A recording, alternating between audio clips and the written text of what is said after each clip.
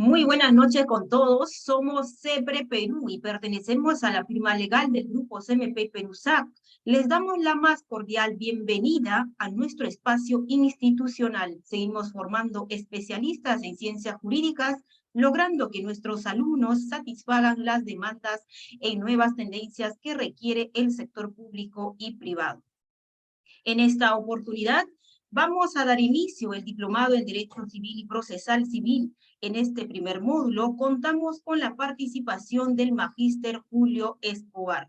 Él es abogado con estudios de posgrados en la Universidad de Buenos Aires, Argentina. También el citado ponente cuenta con un posgrado en la Universidad de Salamanca, España. El citado ponente, asimismo, es docente de pregrado y posgrado en distintas universidades a nivel nacional, con especialidad en Derecho Civil y Procesal Civil. Doctor Julio César Escobar, le damos la más cordial bienvenida a este diplomado en Derecho Civil y Procesal Civil, y también a cada uno de nuestros participantes a esta Casa de Estudios CEPRE Perú. Sean bienvenidos y a sacar provecho en este diplomado de Derecho Civil y Procesal Civil. Bienvenidos, le damos el espacio al doctor Julio César Escobar. Adelante, doctor. Gracias, muy amables, buenas noches, un gusto saludarlos. Mil disculpas por la demora, unos minutos. Pero bueno, lo importante es que ya estamos aquí, ya nos podemos conectar y vamos a poder conversar el día de hoy sobre varios temas interesantes que guardan relación con el tema de acto jurídico, simulación, fraude, propiamente el acto jurídico. Un gusto, en verdad, ver a quienes tengo la oportunidad de conocer. Hay a varios de vosotros ya creo que hemos compartido aulas académicas. Qué gran gusto en realidad volverme a encontrar con vosotros. Muy bien, en estas 2 horas que tenemos, vamos a reflexionar un poco sobre las instituciones jurídicas más importantes del acto jurídico, ¿verdad? Los temas en puntual que se nos han encomendado: simulación, fraude y acto jurídico propiamente, ¿correcto? Para ello, no sé si por favor la dirección académica podría habilitarme para poder compartir eh, en Ya mi está, pantalla. Ya está, ahora sí, excelente, gracias. Muy bien, vamos a compartir una pantallita una pizarrita para poder ir graficando lo que vamos a ir comentando, ¿sí? A ver un momentito, me parece que allí se ve, no sé si me podrían confirmar por favor, ¿sí? ¿Sí? ¿Se ve? ¿Se visualiza?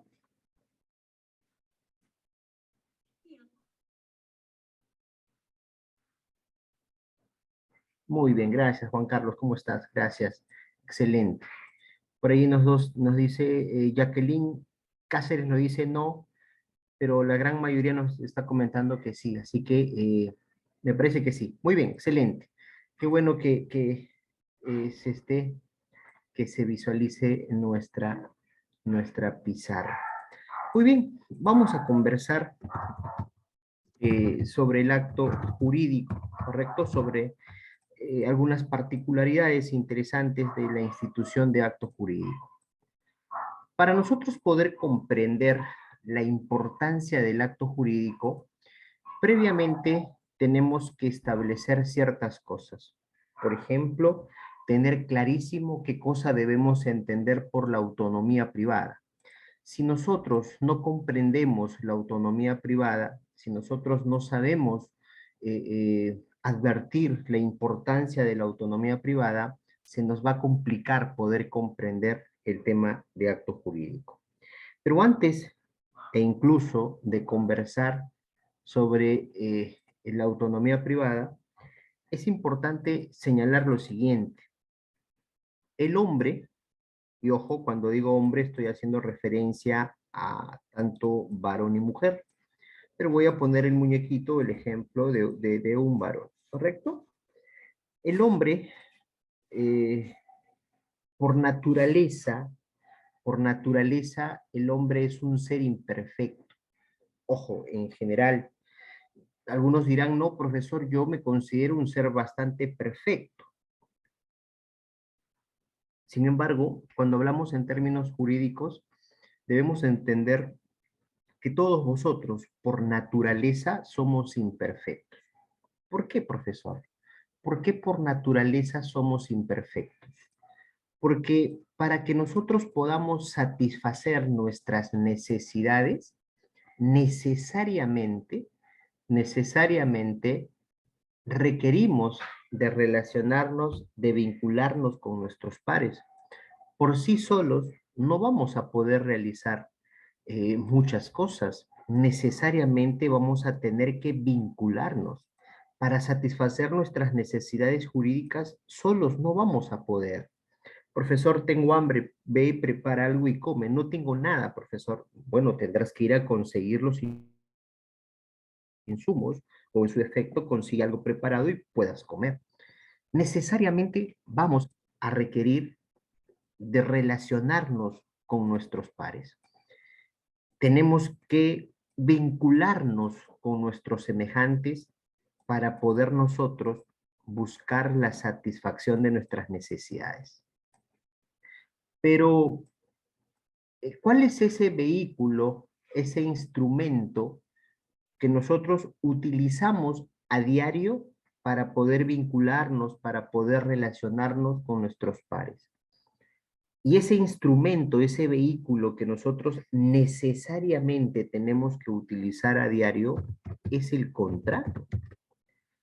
El contrato es una herramienta importantísima en la existencia del ser humano, toda vez que ayuda a que nosotros podamos relacionarnos con nuestros pares y poder buscar, ¿qué cosa? La satisfacción de nuestras necesidades. El hombre lo que busca es satisfacer sus necesidades. Y entre otras cosas, lo que en su gran mayoría celebra o tiene que celebrar son los contratos. ¿Qué sería de la existencia del ser humano si es que no existiesen los contratos? A diario nosotros, a diario nosotros, celebramos una infinidad de contratos y a veces no nos damos cuenta de ello, ¿correcto? Sin duda, hay que tener claro también que hay que quitarnos de nuestra mente esa percepción de que el contrato siempre es formal. Hay que quitarnos esa percepción de que el contrato siempre es por escrito, que el contrato documento, que el contrato notario. No siempre eso es así. Nuestro ordenamiento jurídico prevé, regula diversas clases de contratos. Algunos contratos se celebran por escrito, otros puedes hacerlo de manera verbal, algunos requieren participación de notario, y no quiere decir que los contratos que sean realizados de manera verbal o por escrito, no quiere decir que no tengan ningún valor. No, todos los contratos tienen el mismo efecto, la misma protección jurídica. De allí es donde nace la subclasificación de contratos formales, de contratos no formales. Pero un contrato no formal no es aquel que no vale, sino que la ley nos señala una forma de cómo se debe celebrar. Sin embargo, a diario nosotros celebramos una infinidad de contratos. Desde que tú te levantas muy temprano y vas a comprar el pan, contrato de compra y venta. Desde que vas a tu trabajo, a tu centro de estudios, si vas en transporte público, contrato de transporte. Yo voy con mi carro, profesor, pero en algún momento tendrás que ir por el grifo, contrato de suministro. Profesor, he llegado muy temprano, me he comprado una maquita con mi pan con quinoa, o no lo sé, contrato de compra y venta. Profesor, he comprado, y ahí está, he comprado, contrato, compra-venta, un periódico, profesor. Profesor, he ingresado a clases y en mi caliwarma mi compañero no tiene lonchera, profesor. Le he regalado un pan, contrato de donación. Profesor, es cumpleaños de mi amigo, de mi amiga, y le he regalado un cuaderno, un adorno por su cumpleaños, contrato de donación, ¿no? Profesor, mi amigo se ha quedado sin pasaje y le he prestado un sol, contrato de mutuo, que obviamente préstamo de dinero. Profesor, mi amigo se ha comprado algo muy bonito y le ha gustado lo que yo tengo y nos los hemos cambiado. Contrato de permuta. Profesor, mi amigo me ha pedido que le preste mi álbum, mi cuaderno para que lo revise y mañana me lo devuelve. Contrato de comodato. Entonces, como ustedes se dan cuenta, a diario nosotros realizamos un sinnúmero de contratos. Y todos los contratos que nosotros realizamos a diario lo hacemos con la única intención de satisfacer nuestras necesidades y consecuentemente ser felices. Profesor, todo lo que yo hago necesariamente tiene que ser contrato para poder satisfacer mis necesidades. No siempre, pero sí es importante tener en consideración que una de las herramientas que con mayor frecuencia utilizamos a diario son los contratos. Si nosotros queremos ser un poco más técnicos, podemos concluir y señalar que lo que en el fondo nosotros realizamos a diario para celebrar o para satisfacer nuestras necesidades, lo que celebramos a diario son actos jurídicos. En el fondo, a diario celebramos actos jurídicos. Y uno de los tantos actos jurídicos que existe, que con mucha frecuencia realizamos, son los contratos. No es el único acto jurídico que realizamos, pero es el que más se usa, es el que más se utiliza. Por ejemplo, profesor, voy a reconocer a un hijo. ¿Acaso ese es un contrato? Profesor, voy a adoptar. ¿Acaso eso es un contrato? Profesor, me voy a casar. ¿Acaso el matrimonio, conforme está señalado en el ordenamiento jurídico, es un contrato? No, ¿verdad? Entonces, a diario celebramos actos jurídicos para poder nosotros satisfacer nuestras necesidades. Y dentro de la gama de actos jurídicos que nosotros tenemos, el que con mayor frecuencia solemos utilizar es, pues, sin duda, el contrato. Entonces, en específico, podemos señalar que con mucha frecuencia utilizamos contratos. De manera general, podemos afirmar que lo que celebramos a diario son actos jurídicos y que eso al final es lo que hace que nosotros podamos satisfacer nuestras necesidades. Profesor, y si nosotros vamos a celebrar a diario actos jurídicos, ¿qué cosa debemos entender por un acto jurídico? Nosotros, para poder entender qué cosa es un acto jurídico, es importante conocer la teoría de los hechos, ¿verdad? La teoría de los hechos. Y evidentemente vamos a definir de una manera muy práctica, muy sencilla, y podemos señalar que el acto jurídico es todo hecho jurídico, humano, voluntario, lícito. Ese es un acto jurídico. No vayan a pensar que el concepto de acto jurídico está en el artículo 140. No, señor. El artículo 140 nos menciona dos cosas: los requisitos de validez y los efectos que genera el acto jurídico. Pero en ningún momento el artículo 140 te define lo que es un acto jurídico.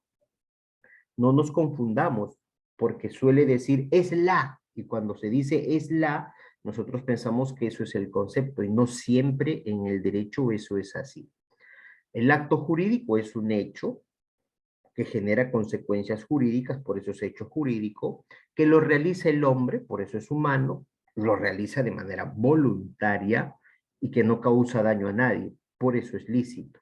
Entonces, el acto jurídico es el hecho jurídico humano voluntario lícito. Eso es un acto jurídico. Si tú quieres saber, profesor, lo que estoy haciendo yo ahorita será un acto jurídico, simplemente tenemos que venir a la fórmula. ¿Y cuál es la fórmula? La fórmula es esto: si lo que estás haciendo es un hecho jurídico, humano, voluntario, lícito, si lo que estás haciendo es eso, entonces será un acto jurídico. Hecho jurídico, humano, voluntario, lícito. Entonces, ya comenzamos a ingresar un poquito al acto jurídico. Esta pequeña introducción quiero que nos sirva a efectos de que nosotros podamos comprender y recordar dos cosas. Uno, que el hombre por naturaleza es un ser imperfecto. 2, que para que él pueda satisfacer sus necesidades, necesariamente tiene que relacionarse con sus pares. 3, lo que más utiliza el hombre para satisfacer sus necesidades son los contratos. En el fondo, lo que realizamos a diario para satisfacer nuestras necesidades son actos jurídicos. ¿Qué es un acto jurídico? Un hecho jurídico humano voluntario lícito. Entonces, esto es importante que nosotros tengamos en consideración para poder reflexionar sobre esta institución jurídica.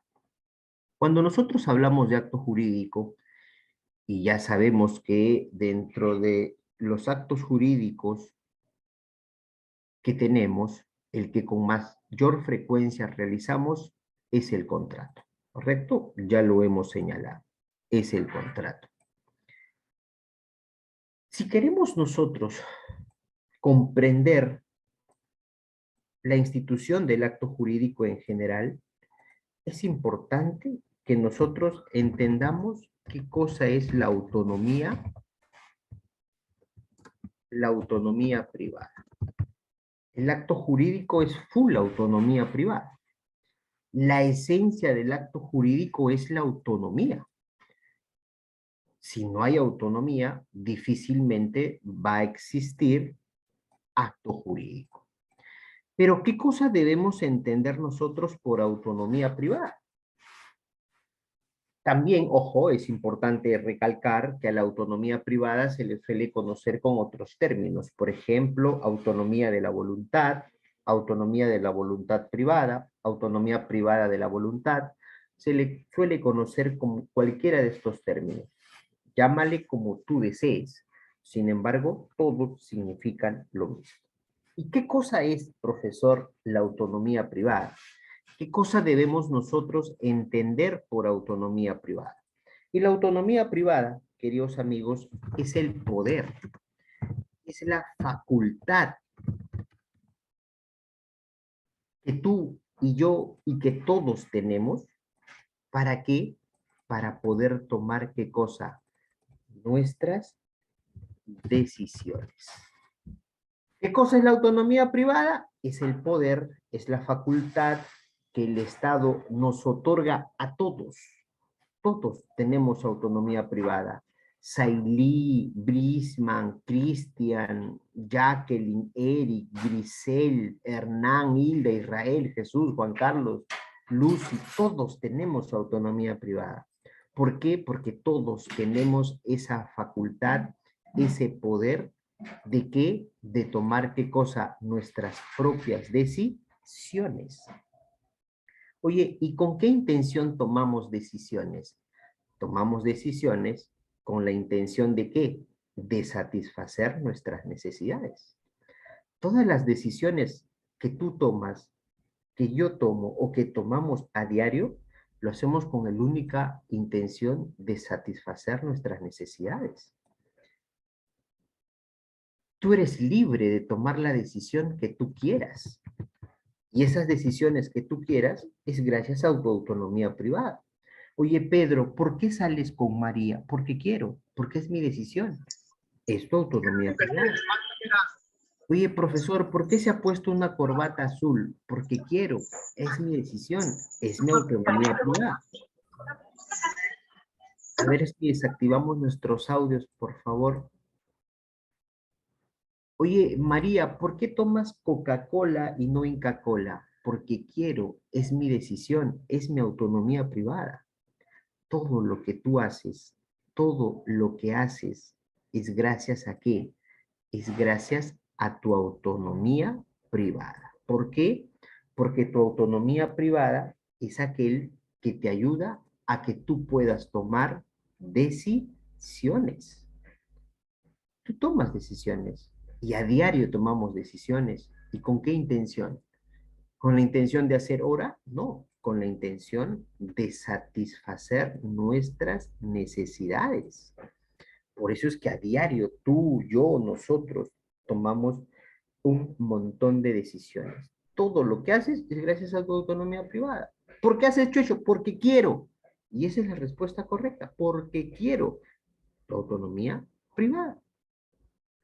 Ah, profe, qué bacán. Entonces, nosotros, todas las decisiones que tomamos es porque tenemos autonomía privada, porque el Estado nos otorga esa atribución, esa facultad de tomar las decisiones que mejor querramos. Sin embargo, la autonomía privada nos va a otorgar dos principios importantes, dos principios que debemos de tener en consideración y que sin darnos cuenta a diario utilizamos estos principios. El primero de ellos es el principio de la libertad de contratar. Principio de la libertad de contratar. Y el segundo es el principio de la libertad contractual. Dos principios que a diario, queridos amigos, sin darnos cuenta, lo ponemos en práctica siempre. Principio de la libertad de contratar y principio de la libertad contractual. ¿Qué cosa es el principio de la libertad de contratar? Es el derecho, es la libertad que tú tienes de elegir con quién quieres contratar. Tú eres libre, ponerlo ahí, tú eres libre de elegir con quién quieres contratar, con quién quieres vincularte, con quién quieres relacionarte, con quién quieres unirte para ayudar a satisfacer tu necesidad. Tú eliges. A nadie se le puede obligar a que contrate con determinada persona. Tú eliges. Tú eres libre. La Constitución incluso señala, nosotros somos libres de elegir con quién queremos contratar. Contrata con quien a ti se te dé la gana. Y eso es gracias a tu autonomía privada, porque tú decides, tú eliges con quién quieres vincularte. Nadie puede obligarte, reitero, a que tú contrates con determinada persona. Y el principio de la libertad contractual es el derecho que las partes que celebran el contrato, ¿no? El derecho que las personas que están celebrando el contrato tienen a qué. ¿Derecho a qué tienen las personas que están celebrando el contrato? A establecer su relación jurídica, es decir, a establecer los pactos de su contrato. Ya sabemos que somos libres de elegir con quién queremos contratar. Si tú ya has elegido contratar con tal persona, ahora ustedes dos, las partes que están celebrando el contrato, tienen el derecho de establecer cuáles son o cuáles serán los pactos que va a tener su contrato, los pactos que van a regir su relación jurídica. Si Pedro y Juan celebran un contrato, ¿quién debe poner los pactos? ¿María, Rosa, José? Pedro y Juan, ¿verdad? Ellos son los que deben poner sus cláusulas, sus pactos, sus condiciones, sus derechos, sus deberes, sus obligaciones. Son ellos los que tienen que establecer ello. Y eso lo hacen en función al principio de la libertad contractual. Y si nosotros nos damos cuenta, a diario utilizamos estas instituciones jurídicas en nuestros días, en nuestras vidas. Desde que tú te levantas, oye, hoy día tengo ganas de comprarme una gaseosa. Oye, ¿por qué no quieres tomar un café? ¿Por qué una gaseosa? Porque quiero, mi decisión, mi autonomía privada, ahí está.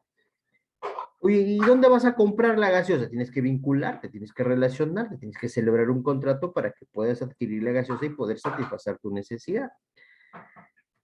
El señor vende la gaseosa a 3 soles, la señora lo vende a 5 y el otro amigo lo vende a 4 soles. ¿Dónde vas a comprar? Yo elijo donde quiera comprar.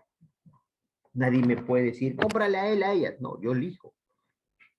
Y las partes que están celebrando el contrato, ellos mismos tienen derecho a acordar cómo va a ser el término, sus condiciones de su contrato. Ahora, hay que tener en consideración un dato más. Si bien es cierto, todos nosotros tenemos autonomía privada, porque todos nosotros tomamos decisiones, cierto es también, ojo con esto, la autonomía privada que nosotros tenemos nos sirve a qué? A que nosotros podamos tomar decisiones, ¿verdad?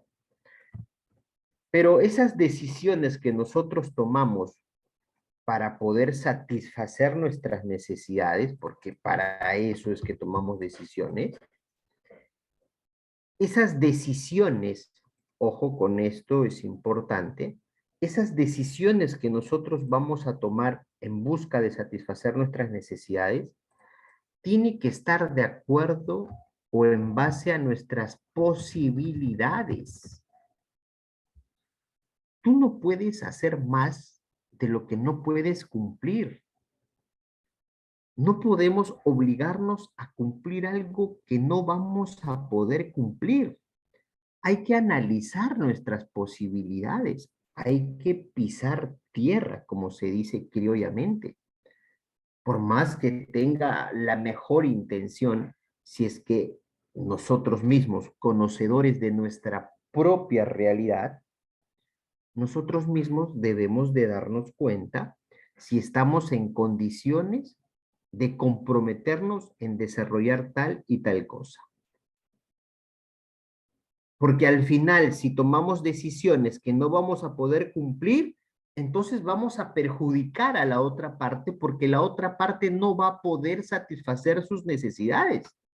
¿Por qué? Porque tú no estás cumpliendo con tu obligación. Entonces es importante. ¿Por qué creen ustedes que es importante los contratos? Porque los contratos ayudan a que las personas puedan satisfacer sus necesidades. ¿Por qué A quiere vender? Porque quiere satisfacer una necesidad. ¿Por qué B quiere comprar? Porque quiere satisfacer una necesidad. ¿Y cuándo ellos van a satisfacer su necesidad? ¿Cuando celebran el acto jurídico, contrato, o cuando cumplen sus obligaciones? Cuando cumplen sus obligaciones. Y si es que uno no cumple con su obligación, pregunta, ¿podrá haber satisfecho su necesidad? ¿Podrá ser feliz? No, ¿verdad? Entonces, pasa que muchas veces muchas personas se comprometen en realizar ciertas cosas, pero cuando al final se dan cuenta, no está dentro de su alcance, dentro de sus posibilidades, y eso es lo que suele complicar. Entonces hay que tener mucho cuidado, ojo, mucho cuidado cuando celebremos un acto jurídico, específicamente un contrato, porque no podemos, no debemos obligarnos a hacer algo que no vamos a poder cumplir, ¿correcto? Mucho cuidado con esto. Entonces, si se dan cuenta, estos cuadritos que hemos realizado, y que ahí lo estoy poniendo por si es que desean tomar una captura, tal vez, nos grafica bastante eh, la esencia eh, eh, del acto jurídico en general, ¿verdad? Es importante tener voluntad para que el acto jurídico pueda celebrarse, para que pueda realizarse. Entonces, a diario, queridos amigos, nosotros celebramos actos jurídicos, en específico contratos, para poder satisfacer nuestras necesidades. Recuerden, tomamos decisiones porque tenemos autonomía privada. Y esas decisiones que tomamos es para satisfacer nuestras necesidades.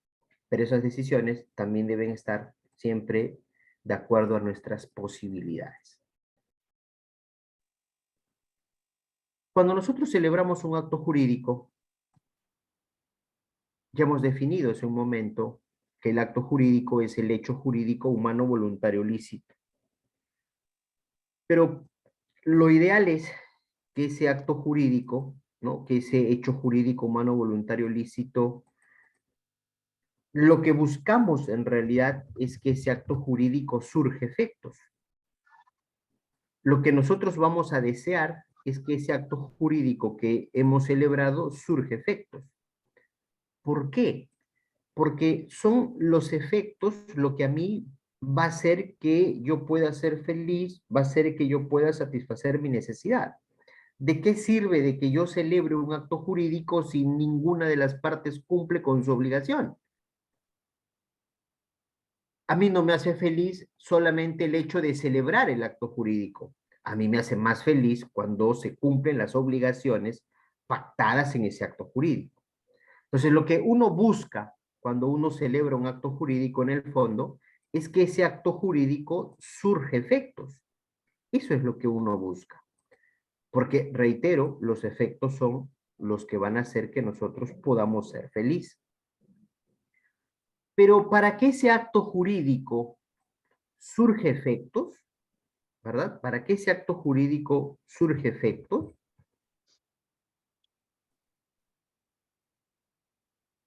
necesariamente ese acto jurídico tiene que ser válido. ¿Cómo que tiene que ser válido? Para que ese acto jurídico que tú has celebrado pueda surgir efectos o podamos hacer que sus efectos surjan, tiene que ser válido. ¿Y cuándo un acto jurídico es válido? Ah, es válido cuando el acto jurídico cumple sus requisitos de validez. ¿Y dónde vamos a encontrar los requisitos de validez? Los requisitos de validez lo van a encontrar en el artículo 140 del Código Civil. ¿Y cuáles son esos requisitos de validez? Si nosotros analizamos el artículo 140, vamos a llegar a la conclusión que los requisitos de validez son 5. 5 requisitos de validez se debe cumplir para que el acto jurídico pueda ser válido. ¿Cuál es el primero? El primero es la manifestación de voluntad. ¿El segundo cuál es? El segundo es la plena capacidad de ejercicio.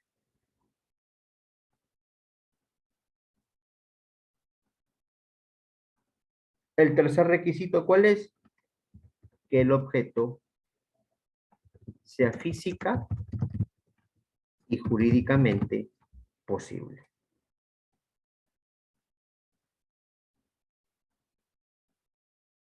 ¿Cuál es el otro? Que el fin sea lícito. Y por último, que se cumpla con la forma que la ley señala.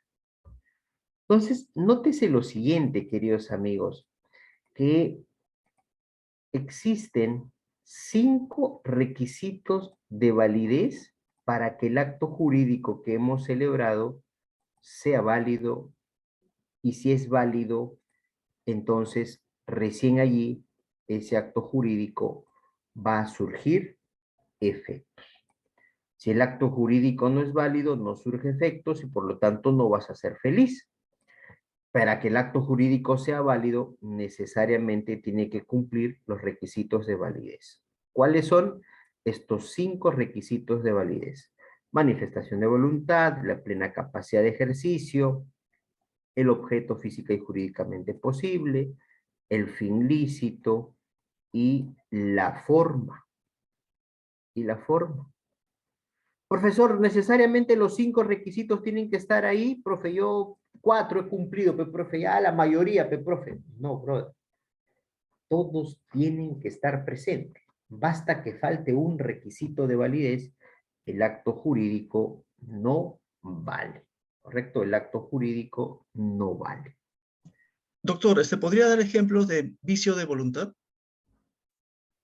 Todavía no estamos tocando ello, pero los vicios de voluntad es cuando la voluntad que tú has desplegado para celebrar el acto jurídico se encuentra, pues, de una u otra manera alterada por alguna razón ajena a tu voluntad. Por ejemplo, el error, el dolo, la violencia o la intimidación.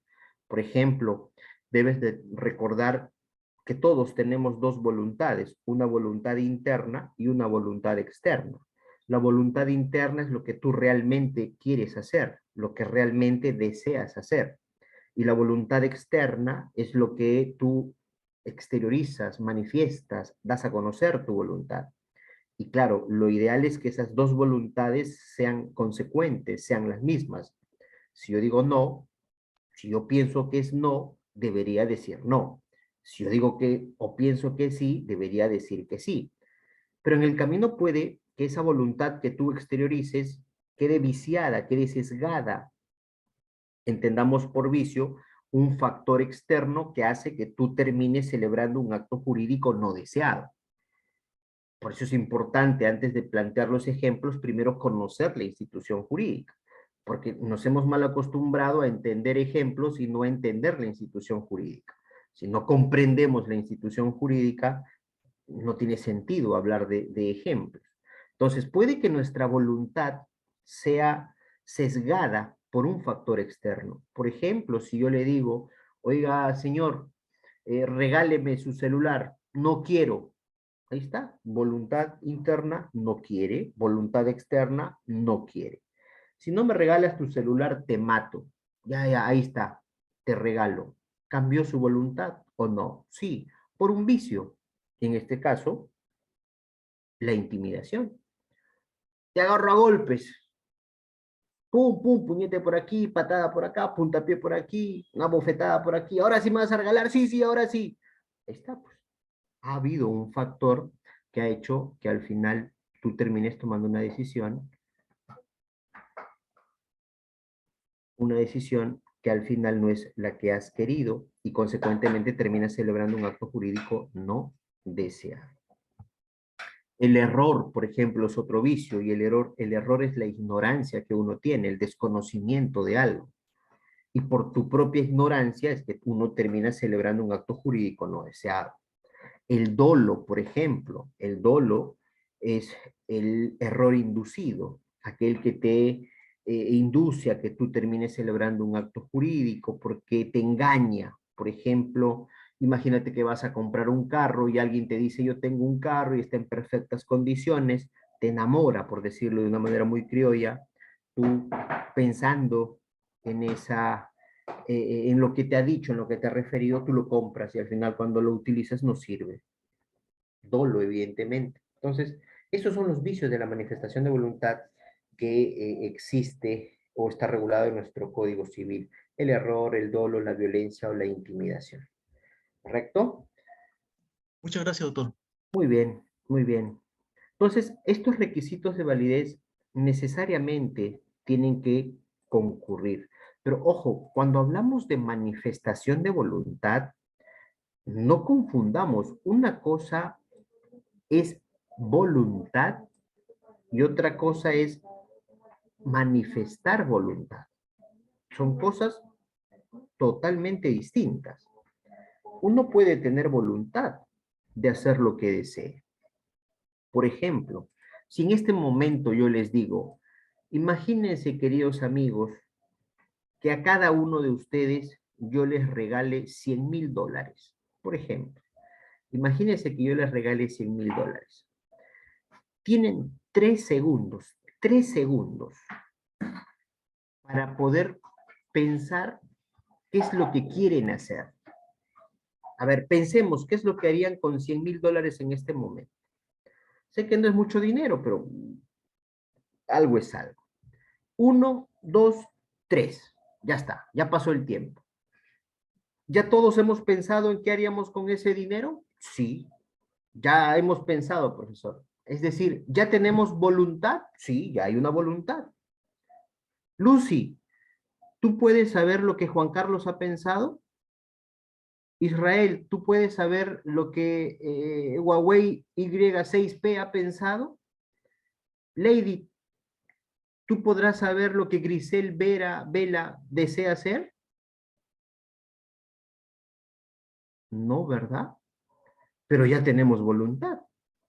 Entonces, para celebrar el acto jurídico, no solamente es tener voluntad, sino también manifestar la voluntad. Eso es lo que establece para que se pueda celebrar un acto jurídico. Ya ustedes saben qué es lo que quieren hacer. ¿Cómo sé yo? ¿Cómo los ayudo yo? ¿Cómo vas a celebrar un acto jurídico si no manifiestas tu voluntad, si no exteriorizas tu voluntad, si no das a conocer tu voluntad?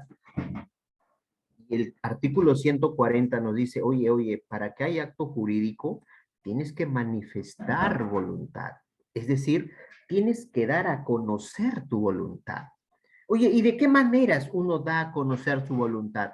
El propio Código Civil nos dice de manera expresa o de manera tácita. De manera expresa, por ejemplo, de manera escrita, de manera verbal, con mímicas.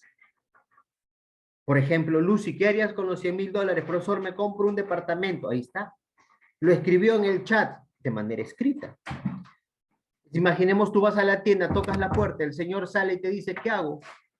¿Qué le vendo? Y tú no dices nada. ¿Cómo sabe él qué es lo que tú quieres? ¿Cómo él puede ayudarte a la celebración del acto jurídico? Hay que manifestar nuestra voluntad. Ya sabemos, hay diversas maneras de manifestar voluntad: por escrito, de manera verbal, por mímicas también. De diversas maneras nosotros manifestamos voluntad. ¿Correcto? Ahora, otro dato importante aquí es, oye, ¿el silencio manifiesta voluntad? ¿El silencio manifiesta voluntad? El silencio, en principio, es una abstención. El silencio no dice nada. Imaginemos yo le diga, Lady, ¿quieres casarte conmigo? Si ella no dice nada, ¿qué debo entender? ¿Que sí o que no? O que no, profe, porque no ha dicho nada. ¿Y por qué no debo entender que sí? ¿Por qué siempre decimos el que calla otorga? Eso no es jurídico, ojo. Yo los invito a leer, queridos amigos, el artículo 142 del Código Civil. Y el artículo 142 nos dice, el silencio, por regla general, no manifiesta nada. El silencio, por regla general, es una abstención.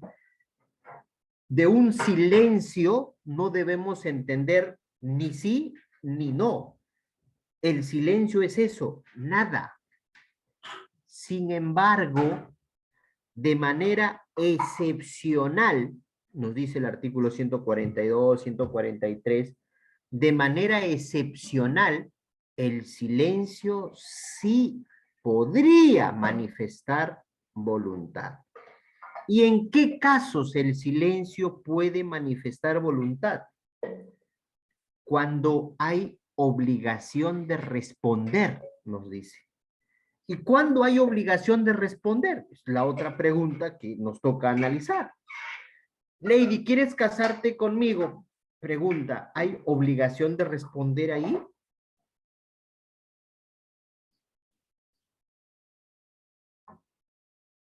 No, ¿verdad? No hay obligación de responder. Entonces, lo que tenemos que analizar es ¿cuándo hay obligación de responder? Y el Código Civil nos dice, en dos supuestos hay obligación de responder. El primero, cuando las partes lo acuerdan. Y el segundo, cuando la ley lo ordena. Por ejemplo, en un proceso judicial, el demandado está obligado a responder, el demandado está obligado a contestar la demanda, y si no contesta, se entiende que todo lo que la otra parte ha dicho es verdad, su silencio está manifestando voluntad. Oye, Lady, mira, ¿tú quieres que yo te venda un libro? Ya, te voy a vender un libro, pero mira, a las 10 de la noche te voy a mandar un correo, ¿ya? Si tú no me respondes hasta las 11, entiendo que no quieres. Queda, queda. Nunca me respondió. Silencio. ¿Manifestó voluntad? Sí. ¿Cuál ha sido su voluntad? Que no quiere comprar. ¿Y por qué? Porque así lo hemos acordado. Entonces, ojo, queridos amigos, el silencio, por regla general, no manifiesta nada, pero de manera excepcional podría manifestar voluntad si es que nosotros lo hemos acordado o no. Entonces, ojo con esto, queridos amigos. Para que haya acto jurídico no es solo voluntad. La voluntad puedo tenerlo yo internamente y eso no sirve para nada. Lo que sirve para que el acto jurídico se celebre es que nosotros exterioricemos nuestra voluntad. Es que nosotros demos a conocer a la people nuestra voluntad. Es que nosotros hagamos que la gente se entere de cuál es mi voluntad, de qué es lo que he querido que se realice. Primer requisito que debemos de tener en consideración para que el acto jurídico sea válido. El otro requisito que plantea el artículo 140 es la plena capacidad de ejercicio. Y ya creo que este requisito es bastante sencillo. ¿Qué debemos entender por plena capacidad de ejercicio? Aquellas personas que por sí mismas pueden ejercer sus derechos. La pregunta es, ¿y quiénes son aquellos que pueden por sí mismos ejercer sus derechos? Y el Código Civil nos dice los mayores de 18 años, los menores que contraigan matrimonio y aquellos que sean padres o madres para ciertas cosas. Entonces, los únicos que pueden celebrar actos jurídicos válidos son los mayores de 18 años y los menores que hayan contraído matrimonio. Sin duda, esto genera un debate, una discusión, porque esto es de una u otra manera es teoría, pero en la práctica nosotros vemos que hay una infinidad de menores de edad que realizan actos jurídicos y que muchos surgen efectos, ¿correcto? Pero sin embargo, la regla es que solo las personas que tengan plena capacidad de ejercicio sean los únicos que puedan celebrar actos jurídicos válidos. El otro requisito para que el acto jurídico sea válido es que el objeto sea física y jurídicamente posible. Y acá hay un secreto. ¿Qué debemos entender por objeto? Objeto tiene que ser físicamente posible y el objeto tiene que ser jurídicamente posible. El objeto, queridos amigos, el objeto es la prestación. El objeto es lo que tú te has comprometido en realizar. El objeto es lo que tú debes cumplir dentro de tu relación jurídica. Si yo compro una casa, ¿cuál será el objeto? ¿La casa? No. El objeto es lo que uno va a realizar. Si compro una casa, ¿cuál es el objeto? 1, pagar por la casa. Y 2, entregar la casa. Ese es el objeto. Si yo compro una Coca-Cola, ¿cuál es el objeto? La Coca-Cola, profesor. No. El objeto es pagar por la Coca-Cola y entregar la Coca-Cola. Ese es el objeto. ¿Correcto? Ese es el objeto. Y nos dice el requisito que el objeto tiene que ser físicamente posible y jurídicamente posible. ¿Cómo es esto? Que eso es lo que yo me he comprometido a hacer, físicamente se pueda realizar. Que eso es lo que yo me he comprometido a hacer, la ley permita que yo lo realice. Profesor, ¿puedo comprar droga? ¿Físicamente se puede entregar droga? Sí. ¿Físicamente se puede pagar por la droga? Sí. ¿Pero la ley permite eso? No, jurídicamente no es posible. Entonces, para que el acto jurídico sea válido, ambos tienen que concurrir, físicamente y jurídicamente. Acuérdense, físicamente, que lo que te has comprometido a hacer pueda realizarse. Jurídicamente, que lo que te has comprometido a hacer, a cumplir, la ley permita que cumplas. Tan sencillo como eso. Fin lícito. Que lo que hagas no cause daño a nadie. Ese es el objetivo del acto jurídico, el fin lícito, ¿verdad? Que el acto jurídico no perjudique a nadie. Muy sencillo de advertir ello. El otro requisito es la forma. Y la forma es la manera en cómo yo debo celebrar el acto jurídico. La manera en cómo yo debo celebrar el acto jurídico. Y nuestro Código Civil establece que hay dos maneras, hay dos formas de cómo celebrar el acto jurídico. Algunos actos jurídicos son formales, es decir, acto jurídico formal, y otros actos jurídicos son no formales. Y esas son las formas. ¿Cómo es esto, profesor? El acto jurídico formal es aquel acto que tienes que celebrarlo tal cual como la ley te señala. Si tú no celebras el acto jurídico como la ley indica, ese acto jurídico no vale. Por ejemplo, la donación de bienes inmuebles es formal, porque la ley te dice cómo tienes que celebrar. ¿Cuándo un acto jurídico es formal? Cuando la ley te señala cómo debes celebrar ese acto jurídico. Y si la ley no señala nada, entonces ese acto jurídico será no formal. Y si es no formal, entonces tú tienes el derecho de celebrar como a ti se te dé la gana. De manera escrita, a mano, a pie, de manera verbal, como tú quieras. Profe, ¿y cómo me doy cuenta yo que el acto jurídico que voy a celebrar es o no formal? ¿Hay algún artículo en el Código Civil que te diga todos estos actos jurídicos son formales, todos estos actos jurídicos no son formales? ¿Habrá un artículo que nos indique eso? La respuesta es no.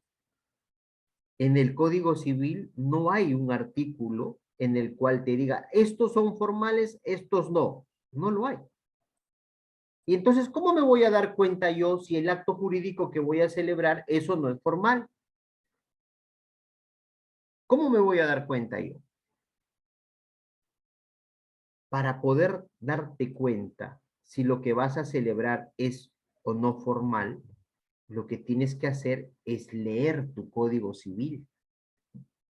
Y a lo largo de la lectura del Código Civil, algunos artículos te dirán, hey, si vas a hacer esto, hazlo así.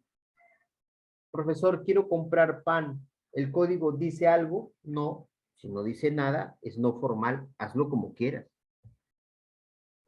¿Correcto? Hazlo como desees. Y de ahí donde viene pues la formalidad, los ad solemnitatem, los approbationem. Los ad solemnitatem, los actos solemnes, tienes que celebrarlo tal cual la ley señala.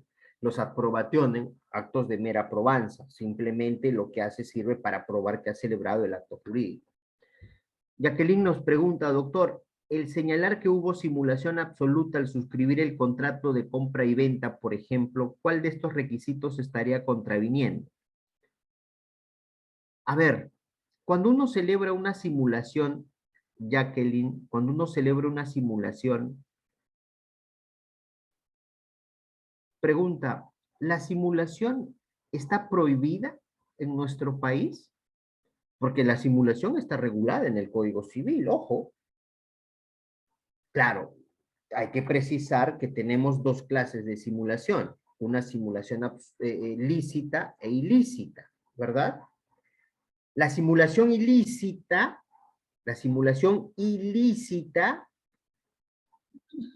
es la que causa daño. Y si esta simulación ilícita causa daño,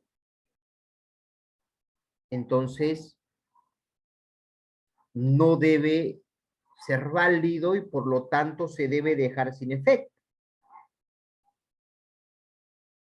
Profesor, ¿y cuál de estos requisitos se estaría contraviniendo? Podría usted, por ejemplo, establecerlo en el fin. Al simular un acto jurídico y esa simulación es ilícita, estás causando daño, por lo tanto el fin no es lícito. ¿Correcto? Por lo tanto, podrías dejar sin efecto el acto jurídico. Y es más, podrías declarar nulo el acto jurídico por simulación absoluta, regulado en el artículo 219 del Código Civil. ¿Correcto? Pero ojo, en la simulación hay algunos datos interesantes que debemos de tener en consideración y que ahora lo vamos a comentar y que es seguramente muy importante tener en consideración lo que vamos a reflexionar en breve. ¿correcto? Entonces, Doctor, hola. disculpe, si me permite cerrar la idea, por favor, sobre la pregunta formulada. Sí, claro. Gracias, muchas gracias. Doctor, en ese caso, en una demanda, por ejemplo, donde postulan una simulación, una nulidad absoluta, ¿no? Del acto jurídico por simulación absoluta, tendrían que señalar que el fin fue ilícito, en consecuencia precisar que este acto justamente causó un daño o estaba dirigido a causar un daño o ocultar algo. O sea, ¿la No, demanda debería precisar ello o es que no, no es necesario? no. Ujú. Lo que la demanda debe precisar es que el acto jurídico que han celebrado no es real. Dice que lo vendió, sigue viviendo ahí, nunca le pagó. Las cosas se mantienen tal cual. Eso es simular. Es una simulación absoluta. Y la demanda, para que se declare nulo el acto jurídico por simulación absoluta, lo que debe, reitero, demostrar la demanda, lo que debe fundamentar la demanda, es que el acto jurídico que A y B han celebrado no es real. Eso es lo que yo tengo que demostrar. Y si tú demuestras, oye, ¿verdad? Pues no, es obvio que es una simulación absoluta, no hay nada de verdad aquí, déjese sin efecto. Pero tienes que demostrar eso, ¿correcto? Tienes que demostrar eso.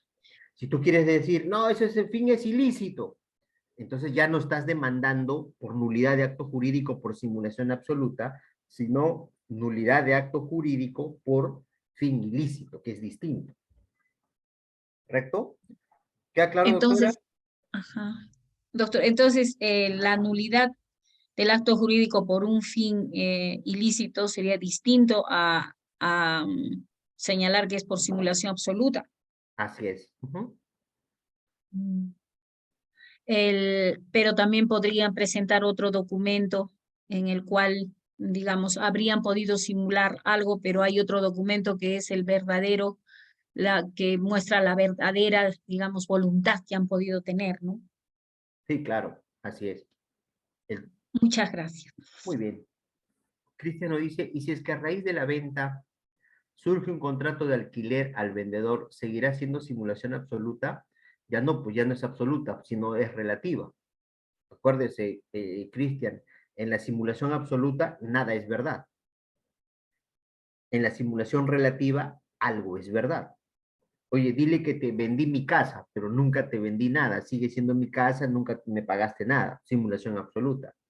Oye, hay que hacerle creer a todos que te vendí mi casa, pero en realidad te lo estoy alquilando.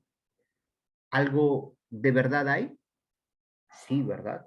Pues si hay algo de verdad, no puede ser absoluta, será relativa. ¿Correcto, Cristian? ¿Sí? Muy bien. Entonces, tengamos por favor en consideración que para celebrar un acto jurídico y para que el acto jurídico surja efectos, que es lo que nos importa, tiene que ser válido. ¿Y cuándo es válido? Cuando cumple con los requisitos de validez. ¿Tienen que cumplir todos? Todos. Profe, falta uno nomás, la mayoría está. No vale.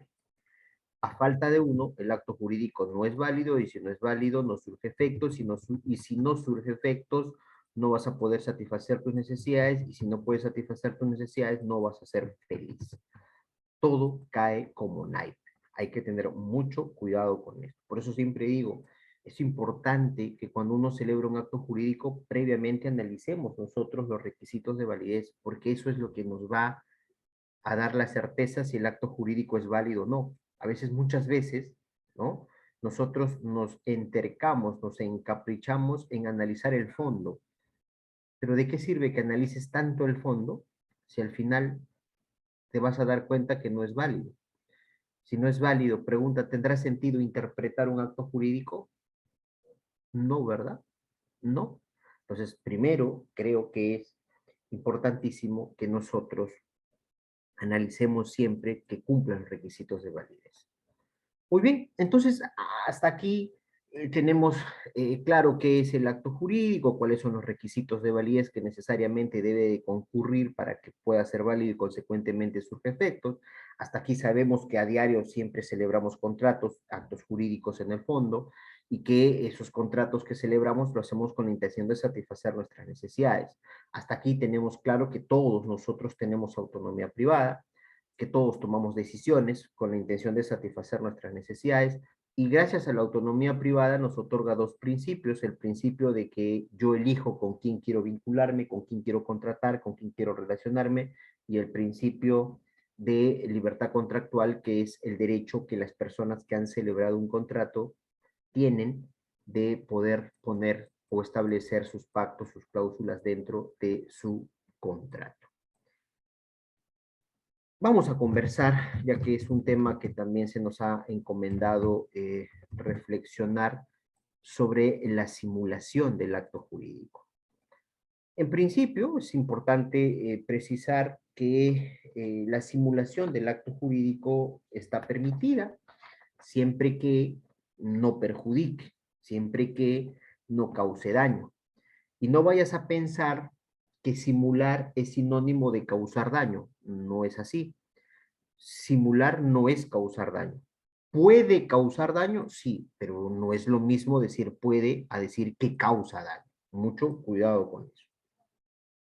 Cuando nosotros hablamos de simulación, lo que significa esta palabra es aparentar.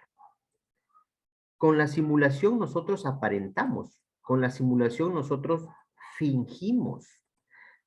¿Aparentamos qué cosa, profesor? Con la simulación lo que nosotros buscamos es hacer creer, ojo, a la gente, a los demás, a los terceros, que hemos celebrado un acto jurídico. Eso es lo que busca la simulación, hacer creer que tú y yo hemos celebrado un acto jurídico.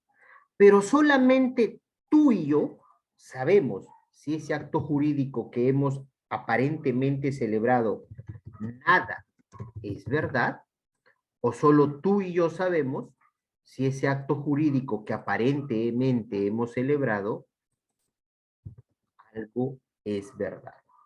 Por ejemplo, si yo le digo, Cristian, dile a todos que por tu cumpleaños te he regalado 1000 soles, pero en realidad solamente te he dado 300 soles. Estamos aparentando, estamos haciendo creer que hemos celebrado un acto jurídico en el cual todos creen que te he dado 1000, sí, pero en el fondo, ¿algo es verdad o nada es verdad, doctores? ¿Qué creen? Nada es verdad. ¿Nada es verdad? ¿Seguro? Repito el ejemplo. Cristian, dile a todos que por tu cumpleaños te he dado 1000 soles. Que todo el mundo crea que te he dado 1000. Pero en realidad solamente te he dado 300. Algo. Algo ¿Nada es es verdad. verdad o algo es verdad? Algo es verdad. Algo es verdad. Porque hay dinero. Algo es verdad. Si yo le digo, oye, Cristian, dile a todos que te he dado 1000 soles por tu cumpleaños, pero en realidad no te he dado nada. ¿Algo es verdad o nada es verdad? Nada. Nada es verdad. Entonces, ojo con la simulación.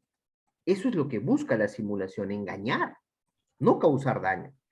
Ahora, ¿puede causar daño? Sí, claro, y ahí si causa daño, esa simulación no vale. Así de sencillo. Otro dato aquí. Si lo que tú has aparentado realizar algo es verdad, entonces estamos frente a una simulación relativa. Si lo que tú has aparentado nada es verdad, estamos frente a una simulación absoluta. Por ejemplo, si yo te digo, Pedro, dile a todos que te vendí la casa, que todo el mundo crea que te he vendido la casa. Pero en realidad te lo estoy alquilando. ¿Algo es verdad o nada es verdad?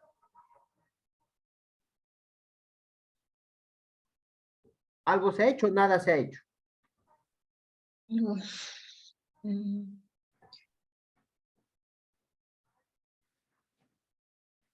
¿Algo es verdad o nada es verdad? Dile a todos que te Algo. vendí. Dile a todos que te vendí. Pero en realidad no te lo he vendido, solo te lo estoy alquilando. ¿Nada es verdad o algo es verdad? Nada es verdad. ¿No? ¿Nada es verdad? Nada. No, algo. Algo es verdad, claro. Algo ¿Qué es es verdad. qué es lo cierto aquí? ¿Que te lo vendí o que te alquilé? Alquilé. Muy bien, Eric.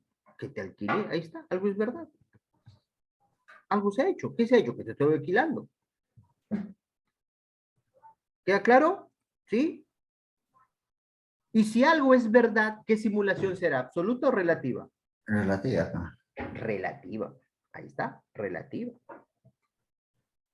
Otro dato, porque quiero comentarles el tema de la simulación en cuanto a la intervención de terceros, que es lo que me interesa reflexionar esta noche, es un tema bastante interesante. Pero para ello, obviamente, hay que tener en consideración lo siguiente. Cuando uno va a simular un acto jurídico, miren, imaginemos esta persona y esta persona van a simular un acto jurídico. ¿Qué es lo que busca la simulación? ¿Causar daño o engañar?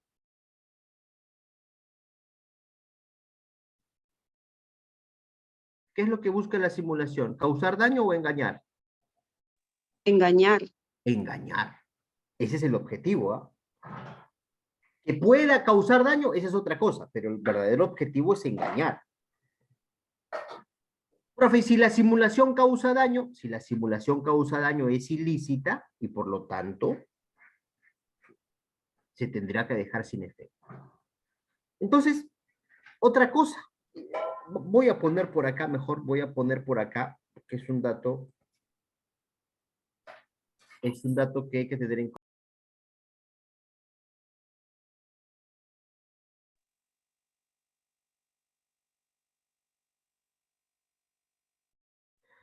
Ojo, disculpe, se desactivó el audio. Voy a poner por acá algunos datos importantes para poder ponerles el gráfico que estaba tratando de realizar. La simulación, lo que busca, el verdadero objetivo de la simulación es engañar a terceros. ¿Correcto? Engañar a terceros. Eso es lo que busca la simulación. Ya, si causa daño, ya es ilícita y se tendrá que dejar sin efecto. Segundo dato importante, la simulación solo está permitido en nuestro país en los contratos. Si tú quieres simular, solo en actos jurídicos que son contratos. Otro dato importante. Para que haya simulación, necesariamente tiene que haber un acuerdo entre las partes. Oye, Pedro, vamos a hacer creer a todo el mundo esto. No, no quiero. No va a haber simulación. Necesariamente tiene que haber acuerdo entre las partes. Otro dato importante y seguramente lo más delicado, que para poder simular no hay una formalidad. Es decir, la ley no te indica cómo tienes que hacer la simulación. Hazlo como quieras, te dice la ley. No hay una formalidad. Y a las personas que han acordado simular, a ellos se les llama partes simulantes. ¿Correcto? Las partes simulantes. Entonces, acuérdate de esto. Estos datos son importantes, doctores. Parece sencillo, pero es importantísimo estos datos. El objetivo de la simulación es engañar. Si causa daño, entonces la simulación no vale y se deja sin efecto. Una simulación ilícita. La simulación no se puede dar en cualquier acto jurídico, solo en actos jurídicos que son contrarios. Para que haya simulación, las partes tienen que estar de acuerdo. Si no quiere una parte, no hay simulación. Tú solo no puedes hacer. No hay formalidad alguna en la simulación. Tú lo haces como quieras. Y las personas que simulan un acto jurídico se llaman partes simulantes. Entonces, vamos a imaginar que estas dos personas van a simular un acto jurídico, ¿correcto? Vamos a imaginar que ellos van a simular un acto jurídico. Ya nosotros sabemos que estas personas que van a simular previamente se han tenido que poner de acuerdo, porque si uno no quiere, entonces no va a existir simulación. Como se han puesto de acuerdo, a estas personas, ¿cómo se les denomina? Se les denomina partes simulantes, ¿correcto? Se les denomina partes simulantes. En toda simulación, ojo con esto y es importante tener en consideración, en toda simulación, queridos amigos, en toda simulación, siempre se van a realizar dos documentos, siempre, siempre. ¿Correcto? Siempre se van a realizar dos documentos. ¿Cuáles son esos documentos que se deben de realizar o se realizan en una simulación? El primero de ellos es el denominado documento propiamente. Y el otro es el denominado contradocumento. ¿Correcto? Documento y contradocumento. Ahí está. Siempre en toda simulación van a existir estos dos documentos. Se sugiere, ojo, solo es una humilde sugerencia, si ustedes lo desean lo hacen, si no, no, pero se sugiere que esos dos documentos que se hacen en la simulación, se sugiere que sea por escrito. Se sugiere que si vas a simular un acto jurídico, sea por escrito. Pregunta, si no lo hacemos por escrito, porque no es que la ley te diga hazlo por escrito, porque acuérdate que es no formal, hazlo como tú quieras, pero se sugiere que sea por escrito. Si no lo hacemos por escrito, pregunta, queridos amigos, ¿habrá forma de demostrar que lo que Juan y Pedro han hecho es una simulación? ¿Podremos demostrar más adelante que lo que yo he hecho es una simulación? Si no hay nada con qué acreditar. No, ¿verdad? Imagínate que yo le diga, oye María, hay que hacerle creer a todos que esa es tu casa. Ya, bacán. Y al final María lo vende. ¿Podré demostrar yo que eso es una simulación? ¿Que yo he hecho una simulación? ¿Podré demostrarlo? No, ¿verdad? Entonces, mucho cuidado y mucha atención con esta sugerencia.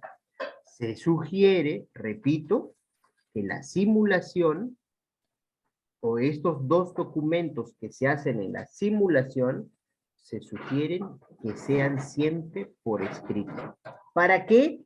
Para poder de una u otra manera acreditar, demostrar, probar que lo que hemos realizado es una simulación. Pero otro dato importante, no vayas a creer, tampoco, no vayas a pensar que por el hecho de que la simulación que has realizado lo has hecho por escrito, vas a tener 100% de seguridad jurídica. No, señor. Si bien es cierto, es importante hacerlo por escrito, cierto es también que alguito, ojo, y lo voy a poner así entre comillas, alguito de seguridad vas a tener. No un 100%, ojo, pero alguito de seguridad va a existir. A nada es importante, por lo menos, que lo hagamos por escrito para poder gozar de este alguito de seguridad jurídica. Entonces ya saben, ojo, ya saben con eso. Muy bien, ahora sí. Cuando hacemos una simulación, habíamos dicho que en toda simulación se realizan siempre dos documentos. El documento propiamente y el contradocumento. El documento es aquel que contiene el acto jurídico aparente. es el que contiene el acto jurídico que la gente va a creer que es verdad. Es el que contiene el acto jurídico que no es real. Oye, Mario, dile a todos que te he dado 1000 soles, pero en realidad solo te he dado 10. Pregunta, donde dice 1000, ¿qué será? ¿Documento o contradocumento? Documento es aquel que contiene el acto jurídico aparente, el que queremos que la gente crea que es verdad. El que dice 1000, ¿qué será? Un documento. Documento. Muy bien, documento. Y el documento es público. El documento es público. Es lo que la gente ve, es lo que la gente percibe, lo que la gente cree. Por eso es que es el acto jurídico aparente. En cambio, el contradocumento Es lo es real. aquel documento que contiene, ¿no? Que contiene el acto jurídico real y verdadero. Es el que contiene el verdadero acto jurídico que ellos han realizado. ¿Y qué es lo verdadero? ¿Los 1000 o los 10? Lógicamente, los 10 vaya. Los 10, pues. Y como ese es el verdadero, eso es lo que ellos utilizan para demostrar que lo que han hecho es una simulación, ¿eso será público o privado? Eso es privado. Eso será privado. Eso solo lo sabe ¿quién? Solo lo saben las partes. Las dos partes. Simulantes. Muy bien. Porque si lo supieran todos, entonces ya no estaríamos hablando de una simulación. ¿Correcto? Ojo con esto, es importante, queridos amigos. Reitero, cuando uno simula, se realizan dos documentos. Documento propiamente y contradocumento. Documento es el que contiene el acto jurídico que la gente cree que es verdad, que la gente cree que es real. Por eso es que es público, porque es lo que percibe la gente. En cambio, el contradocumento es aquel documento que a mí me ayuda para poder demostrar, acreditar que lo que hemos hecho es una simulación. Y eso no lo sabe nadie, solo lo saben las partes simulantes. Doctor, estos dos documentos son tanto para simulación absoluta y relativa, para la simulación en general, estimada doctora, para la simulación en general, tanto para la absoluta como para la simulación relativa. Entonces, ya que tenemos en consideración este aspecto general de la simulación, y que parece sencillo la simulación, y ahí lo voy a minimizar un poco para si es que desean tomarle una captura, ahí está. Vamos a analizar ahora, teniendo en consideración lo que hemos mencionado, cómo es que la simulación se complica. Y la simulación se va a complicar cuando aparecen los terceros. Sí, profe, cuando aparecen los terceros las cosas cambian. Yo era feliz, profesor, hasta que llegó el Brian. Y al final, profesor, se complicó la situación. Y la simulación no es ajena a esa realidad. En la simulación también, cuando aparecen los terceros, se complica. Y hay 3 supuestos en los cuales los terceros pueden aparecer. El primero de ellos, el más importante, el tercero adquiriente,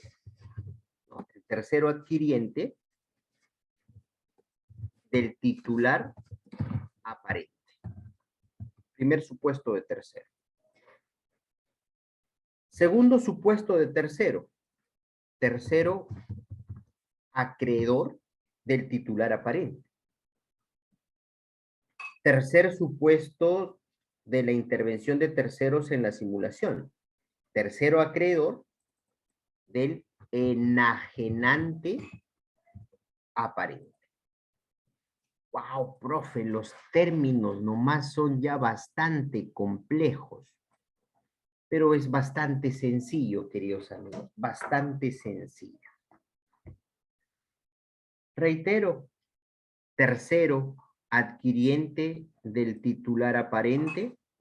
Tercero, acreedor del titular aparente. Tercero, acreedor del enajenante aparente. Vamos a conversar sobre el primero. Tercero, adquiriente del titular aparente. Mucho cuidado con esto, queridos amigos, porque la verdad es que e incluso hay bastantes colegas que malinterpretan y evidentemente por un desconocimiento de la materia y aplican instituciones jurídicas que no tienen nada que ver con ello. Vamos a poner un ejemplo para poder entender quién es el tercero adquiriente del titular aparente. Imaginemos que este señor, vamos a ponerle aquí, es nuestro amigo Napito. ¿Correcto? Imaginemos que él es Napito. Ahí está, Napito. Imaginemos que Napito es titular registral de un bien. En criollo, es propietario de un bien y su propiedad está inscrita en los registros públicos. ¿Correcto? Entonces, vamos a poner que esta es su casita, ¿correcto? Imaginemos esta es su casita. Él es propietario de esa casa, Napito. Napito, uno de estos días, se comunica con uno de sus amigos de su promoción del colegio, no lo sé, de la universidad. Se comunica con su amigo Juan. Imaginemos, a ver, aquí. Imaginemos que aquí está Juan. Imaginemos que él es Juan. Hey Juan, amigo, hola Napito, ¿en qué estás, brother? ¿Qué es de tu vida? ¿Qué haciendo? Aquí, pues hermano, tranquilo. Qué bueno, hermano. Oye, hermano, te llamaba para pedirte un favor. Dime, Napito, ¿en qué quieres que te ayude? Mira, hermano, mira, plata no tengo. ¿Qué cosa quieres que te ayude? No te llamo para pedirte plata, hermano. Entonces, mira, quiero que me ayudes a simular un acto jurídico. Oye, hermano, yo la verdad no sé qué es eso, pero si tú me explicas en qué consiste, dale, lo hacemos, no hay ningún problema. A ver si desactivamos nuestros audios, por favor. Si tú me indicas qué se hace, te ayudo. Es fácil, hermano, mira, hermano, quiero que hagamos lo siguiente. Quiero que la gente piense, que la people crea que esa casa es tuya. Que la gente piense que esa es tu casa. E incluso, para hacerlo más real, vamos a inscribir la casa en los registros públicos a tu nombre, para que la gente piense que esa es tu casa. Pero en el fondo, hermano, tú sabes que esa sigue siendo mi casa. Bacán. ¿Eso es lo que quieres? ¿Que la gente crea que es mi casa? Sí. Una simulación absoluta, no hay nada de verdad ahí. Lo han inscrito a su nombre de Juan, sí, pero no hay nada cierto. La casa sigue siendo de Napito. Entonces, ahora, Juan, ¿qué cosa será Juan? ¿Qué cosa será Juan? Ahora Juan será el nuevo titular de esa casa. Pero un titular de verdad, un titular real o un titular aparente. Un titular aparente, ¿verdad? Aparentemente, él es el titular. Ahí está. Ahora la gente cree que es la casa de Juan, titular aparente. Y encontramos parte de nuestro título, titular aparente. Ya sabemos quién es el titular aparente. Uno de estos días llega a buscar a Juan, su amigo Pedro. Le dice, hola hermano Juan, ¿cómo estás? ¿Qué es de tu vida? Tiempo que no te veo, la pandemia nos ha aislado, te he extrañado mucho, hermano. ¿Cuándo nos juntamos para ir al sur como antes? Ya, hermano, ahí, oye, ¿sabes qué? Yo estoy trabajando en los registros públicos. Qué bueno, hermano, te felicito. Oye, Juan, he visto en los registros públicos, hermano, que te has comprado una casa. ¿Por qué dices eso? Lo que pasa es que he visto en registros públicos que en tu nombre tienes una casa. Te felicito, hermano, qué bueno. No, hermano, esa no es mi casa. Esa es la casa de un bro, Napito, sino que Napito me ha dicho que lo ponga. Ya, pues, hermano, no seas tan humilde. Pregunta, ¿la gente tiene derecho a pensar que esa es la casa de Juan? ¿Sí o no? ¿Sí o no? Sí, Claro, lógicamente. Claro, ¿verdad? Olivia nos dice, no hay audio. Trata de ver, Olivia, porque vuestros compañeros sí nos están escuchando. Entonces, la people tiene derecho a creer que Juan es titular de esa casa, que eres el propietario de esa casa. A los días, vuelve Juan, o Pedro, a buscar a Juan y dice, hermano, ¿qué tal? Oye, hermano, esa casa que tienes a tu nombre, está bien bonita esa casa. Hermano, pero esa no es mi casa, bro, es la casa de un brother. Mira, hermano, no seas tan humilde. Ya deja eso. Vengo a proponerte algo. Véndeme esa casa. Yo sé que esa casa está valorizada en $200,000, pero ahí en mi camioneta, ¿no? En mi camioneta, ahí en la maletera, tengo $280,000. Te doy $280,000 en este momento. Pregunta, Juan, la casa está a su nombre. ¿Puede venderlo o no puede venderlo? Lógicamente puede venderlo. sí, podría vender. Tiene libertad. Una cosa es decir puede y otra cosa es decir debe, ¿verdad? Ujú. Entonces Juan puede venderlo. Y Juan lamentablemente se deja llevar, cae por la codicia del dinero y Juan termina vendiendo la casa. Lo que Juan hace es vende la casa. Oye, y al vender la casa, nuestro Código Civil a esta persona que ha comprado la casa le denomina tercero adquiriente. Ahí está, tercero adquiriente. Y ya encontramos nuestro título. Tercero adquiriente del titular aparente. Pregunta, brother. ¿Quién es el perjudicado en esta historia? Napito. ¿Quién es? Napito. Napito, ¿verdad? Napito. Napito va a llorar lágrimas de sangre y va a decir, mi casa, lo ha vendido mi casa. Y Napito lo que va a buscar ahora, ¿qué cosa es? Asesoría jurídica. De inmediato Napito va a ir a buscar asesoría jurídica.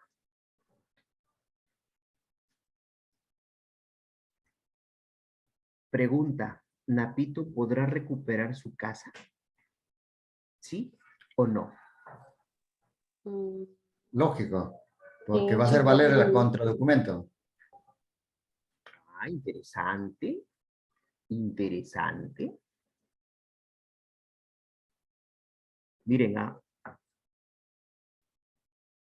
cuando he sido juez de estos casos, he visto un montón. Y lo hay, y ustedes seguramente ejercen también seguramente función jurisdiccional, han visto más de uno de estos casos. Y también somos testigos, queridos doctores, que más de un abogado, ante esta situación, plantea acciones equivocadas. Y lo hace, sin duda, por desconocimiento de la materia.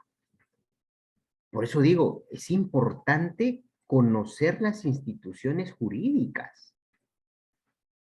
Si nosotros conocemos las instituciones jurídicas, la base legal, y ahora les voy a dar base legal, con fundamento les voy a explicar, las acciones que plantearíamos serían distintas. Miren, he planteado una pregunta. ¿Napito podrá recuperar su casa? Algunos dicen sí, otros dicen no. Vamos a analizar. A ver. Imaginemos que Napito, ahora que está triste, está preocupado porque ha perdido su casa y obviamente eso preocupa, duele, incomoda mucho. Y Napito busca asesoría jurídica y dice, vamos a buscar al doctor Escobar. Imaginemos que viene a mi oficina. Doctor Escobar, me han recomendado su persona, así que doctor, por favor, quiero que me ayude a recuperar mi casa. A ver, mira, hermano. Las consultas se pagan aquí. Ah, no, doctor, disculpe, yo voy a pagar la consulta. Doctor, ¿cuánto está la consulta? La consulta está 1000 soles. 1000 soles, doctor. Si quiere, yo no te he llamado. Tú has venido, yo te he buscado, yo estoy afuera llamando, ven. No. Si quieres, te vas. No, doctor, me han recomendado ir con ustedes. Bueno. Ya, doctor, ya pagué los 1000 soles. Ya muy bien. Tome asiento. Tiene derecho a que yo le responda una pregunta, porque se está pagando por una consulta. Doctor, mi casa. A ver, bro, un momento. Si vas a llorar, te vas. ¿Correcto? Tranquilo, relájate. ¿Cuál es tu pregunta? ¿Puedo recuperar mi casa, sí o no? La respuesta es no. No vas a recuperar tu casa nunca más. No, pero doctor, ¿cómo mi casa? Es mi casa, doctor, usted no sabe nada. Y claro, a la gente le molesta, le duele, le incomoda escuchar la verdad. A la gente está acostumbrada y es feliz escuchar cuando le mienten. Y este señor se va a ir molesto, usted no sabe nada, que por gusto he pagado 1000 soles, que usted no sirve para nada, ¿dónde habré estudiado? ¿Verdad? Y se va a ir. Se va a ir. Se fue la imagen, doctor. ¿Cómo? Ahora sí, Se fue ¿verdad? la imagen, doctor. Se fue la imagen, ahora sí. Ahora sí ha vuelto. Muy bien. Entonces, se va a ir. Molesto, no, que ese abogado me ha dicho que no y que no sabe nada. La gente quiere que le mienta, ¿no? La gente quiere que le mienta. Entonces este señor se va a ir indignado a buscar a otro abogado. Y busca ahí. Doctor, sí, consulta. ¿Cuánto está la consulta? 20 soles está la consulta. ¿20 soles? Sí, 20 soles. Pase, ya está, 20. Le cuenta, ¿no, doctor? Esta es mi situación, mi casa, ¿puedo recuperar? Y el abogado le dice, pero claro, esto es fácil, así podemos recuperar tu casa, esto es fácil. Ese es mi abogado, ese sí sabe. Y doctor, ¿qué vamos a plantear para recuperar mi casa? Ah, fácil, hermano, mira, vamos a plantear la nulidad del acto jurídico por falta de manifestación de voluntad, porque lo que tú quieres es tumbarte este acto jurídico entre ellos. Acá no hay simulación, entre ellos no hay simulación. Vamos a plantear la nulidad del acto jurídico por falta de manifestación de voluntad. Hay que estar crazy para plantear esa acción, ¿ah? Quien plantea esta acción denota un total desconocimiento de la materia. Pero bueno, plantean su nulidad. Otros dirán nulidad de acto jurídico por simulación absoluta. Ay, eso hay que estar más crazy aún. Comienza el proceso, años de proceso, Y al final, el juez le dice, señor Napito, lo siento, su demanda no prospera. Doctor, ¿y ahora? Y el abogado le dice, bueno, a veces se gana, a veces se pierde, lo siento, cuídese, chao. Y Napito recuerda, hace unos años un doctor me dijo que no se podía y creo que tenía razón y ahora voy a ir a buscarlo. Doctor, ¿qué cosa quiere? La consulta, las consultas se pagan. He estudiado 20 años, ¿para qué?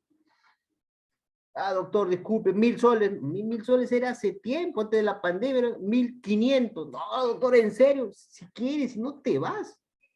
No, doctor, yo voy a pagar. Pagó los 1.500 en la consulta. Doctor, ya ahora sí ya pagué. Ya, ¿cuál es tu pregunta, brother? Doctor, pero trátelo bonito, pero doctor es mi tío, le estoy recomendando. ¿Y qué cosa quieres? ¿Que llore con él? Que lo abrace, que le invite un ceviche, un jugo, un agua. No, vine a una consulta y no voy a responder, punto. A ver, ¿qué cosa quiere, señor? Doctor, mi casa. ¿Va a llorar? Si va a llorar, te vas. No, no, no, doctor, disculpe, doctor. Doctor, mi casa, quiero recuperar mi casa. A ver, brother. Creo que tú has venido hace años, ¿verdad? Sí, doctor, he venido hace años. Mira, hermano, escúchame, no vas a recuperar tu casa nunca más. Pero doctor, mi casa, brother, a ver, cállate, ¿vas a llorar? Te vas. No vas a recuperar tu casa nunca más, punto. Doctor, mi casa, brother, ¿qué parte de la palabra no entiendes? Ya, doctor, mi casa no voy a recuperar, no. Pero te voy a hacer una pregunta, hermano, a ver, Napito, ¿tienes contradocumento? Sí, sí, tengo contradocumento. Ah, las cosas cambian. A ver. ¿Tienes contradocumento? Sí, mira, ojo con esto, presta atención. Doctor, sí tengo contradocumento. Qué bueno, hermano. Doctor, ¿ahora sí puedo recuperar mi casa? Oye, ¿otra vez lo mismo? ¿Cuántas veces te voy a responder que tu casa no vas a recuperar nunca más? Profe, pero yo tengo contradocumento. ¿Quién te ha dicho que el contradocumento sirve para que recuperes tu casa? ¿Quién te ha mentido eso? ¿Qué les dije hace un momento, doctores? En coro, el contradocumento te da 100% de seguridad jurídica o solo alguito. Alguito. Solo alguito, ¿verdad? Y entonces, ¿para qué me sirve el contradocumento si no es para recuperar mi casa? El contradocumento, hermano, si es que tienes, ¿ah? Si es que tienes, porque si no tuvieras, lo único que te queda es llorar, llorar y llorar. El contradocumento, lo único que te sirve es para demandar a Pedro, a Juan, perdón, en el ejemplo, para demandar a Juan por indemnización por daños y perjuicios, por haber violado el acuerdo simulatorio. Solo te sirve para eso, para demandar por indemnización por daños y perjuicios contra Juan, con quien ha simulado, porque lo vendió, no debió venderlo. Pero para pedir la indemnización, solo tienes un plazo de 7 años. Si ya pasaron los 7 años, lo único que te queda ahora es llorar, llorar y llorar. Doctor, ¿y dónde está esto? ¿Y por qué, doctor? Esto está en el artículo 2001, inciso 2. Lean, ahí está. Profe, ¿y por qué no puede recuperar su casa, profe? No, no es necesario, Cristian, pero por lo menos tenerlo en documento de fecha cierta sí sería buenísimo. Profesor, ¿y por qué no podría recuperar su casa? No podría recuperar su casa, ¿sabes por qué, brother? Porque en el derecho civil puro, qué bonito es el derecho civil, en el derecho civil puro hay una regla que te dice, oye, cuando un tercero adquiere un bien, y este señor es un tercero que ha adquirido el bien, ojo, Cuando un tercero adquiere el bien, a título oneroso y de buena fe, nadie le quita nada. Acuérdense de esa regla. Aquel tercero que adquiere un bien a título oneroso y de buena fe, nadie le quita nada. ¿Y esta regla dónde está, maestro? Esta regla está en el artículo 194 del Código Civil y en el artículo 2014 del Código Civil. Por ese motivo es que el señor Napito nunca podrá recuperar su casa. ¿Por qué? Porque el tercero lo ha adquirido a título oneroso y de buena fe. Y como el ordenamiento jurídico no puede ser tan injusto con Napito, le provee la herramienta de pedir una indemnización por daños y perjuicios. ¿Queda claro hasta ahí? Porque hay algo más que quiero comentarles. ¿Queda claro hasta ahí? Doctor, Clarísimo, doctor. disculpe. Sí, dígame. Doctor, disculpe. ¿Y qué pasa si el tercero adquiriente tiene conocimiento de la simulación de la... Ahora vamos a comentar eso. Pero eso primero quiero que quede claro esta figura. Porque si esta figura queda claro, lo demás va a ser muy sencillo. Pero primero aclaremos esto. ¿Esta figura queda clara o no? ¿Sí? Sí, doctor.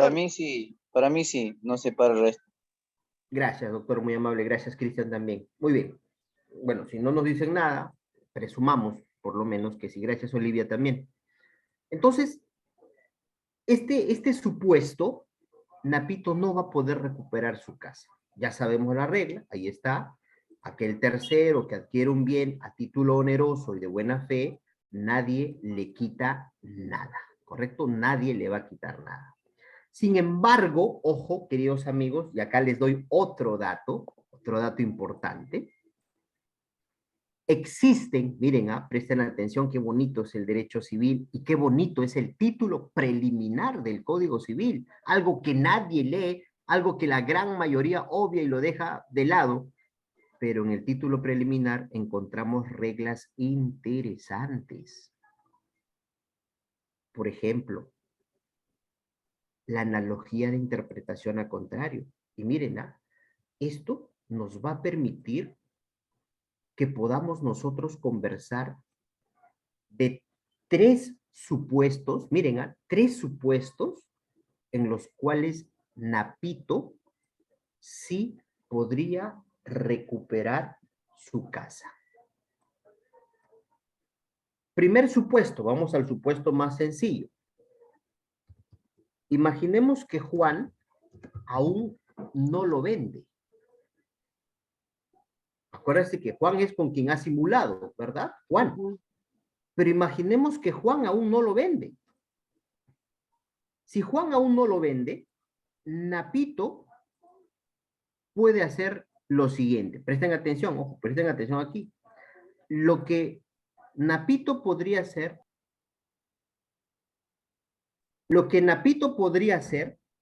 es solicitar a Juan. Oye, Juan, hermano, tú y yo hemos simulado un acto jurídico, ¿verdad? Sí, hermano, hemos simulado. Oye, hermano, hay que dejar sin efecto ese acto jurídico que nosotros hemos hecho. El acto jurídico simulado. Entonces, si Juan no lo vende, lo que puede Napito es llegar a un acuerdo con Juan para que se deje sin efecto el acto jurídico simulado. Pero, ¿qué pasa si Juan dice, no, yo no voy a dejar sin efecto nada? Está en mi casa, esta es mi casa, está mi nombre en los registros públicos, mi casa, punto. Si Juan no acepta, entonces lo que podría hacer Napito es ir donde el juez. Es decir, tendrá que presentar un proceso judicial para que el juez, deje sin efecto el acto jurídico que ellos han simulado para que deje sin efecto ello. Estamos hasta ahí, ¿verdad? Porque todavía no lo vende. Por eso que estamos ahí. Estamos ahí. Para que el juez deje sin efecto. Señor juez, deje sin efecto el acto jurídico que he celebrado con Juan. Y el juez le va a preguntar, oye, tú estás loco, ¿y por qué voy a dejar sin efecto yo ese acto jurídico? Ah, lo que pasa es que es una simulación absoluta, señor juez. Es una simulación absoluta. Pregunta, la simulación absoluta se debe dejar sin efecto, es nulo. Artículo 219 del Código Civil. Pero para que se deje sin efecto, ¿qué tiene que demostrar Napito? Que lo que ellos han hecho es una Simulación. ¿Y con qué va a demostrar que ellos han hecho una simulación? Con el Con el contradocumento. Con el contradocumento. Oye, ¿y si no tuviera contradocumento? ¿Podrá hacer algo? ¿Podrá hacer algo? Tendría que demostrar el depósito, si realmente hizo o no para la compra de terreno y saber de dónde sacaron. No, pero nunca va a haber depósito porque fue una simulación todo. Por eso, pues entonces con eso ya se demuestra que ha sido un simulado el acto jurídico. Muy bien, ahí está. Y si no puede demostrar que es una simulación,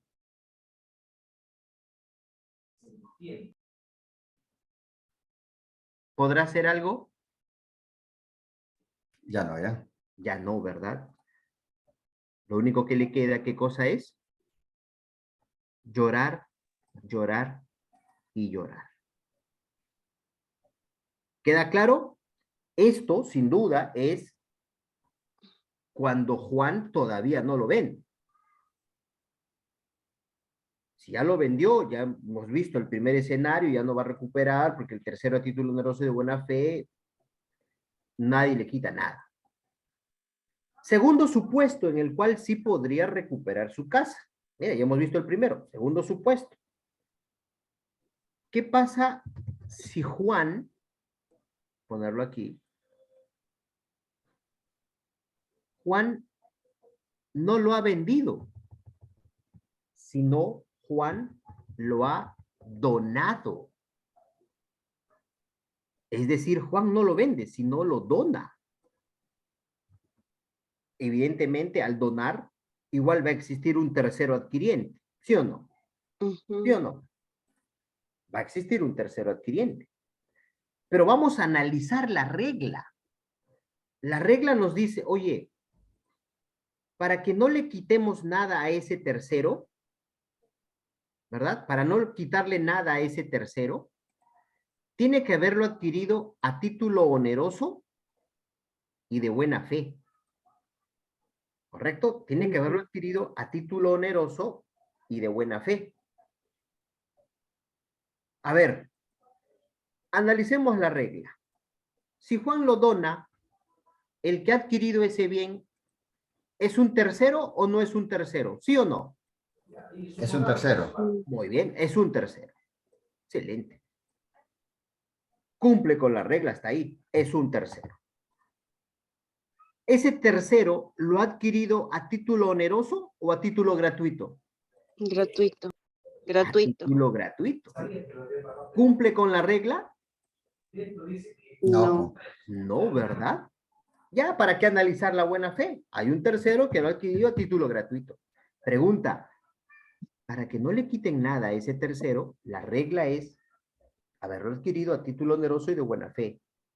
En el caso de que lo donase, ese tercero está dentro de la regla para que no le quiten nada. No. No, ¿verdad?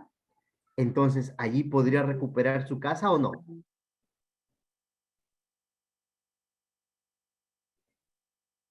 Allí sí podría Puede recuperar recuperar, su claro. casa. ¿Cuál sería su prueba? El contradocumento. Eso es importante. ¿Queda claro? El contradocumento. ¿Queda claro, doctores? Tercer supuesto. ¿Qué pasa si Juan lo vende pero lo vende a alguien que conoce de la simulación. Juan lo ha vendido, sí, lo ha vendido, pero lo ha vendido a alguien que conoce de la simulación. A ver, vamos a ver la regla. Como lo ha vendido, hay un tercero que lo ha adquirido, ¿sí o no? Sí, Muy bien, hay un tercero. ¿Ese tercero lo adquirió a título oneroso o a título gratuito? oneroso. A título oneroso. Ahí está, muy bien. ¿De buena fe? ¿O de mala fe? Eso es de mala fe. De mala fe. Y si entonces, si lo ha adquirido, si bien es cierto, a título oneroso, pero de mala fe, ¿está dentro de los alcances para no quitarle nada?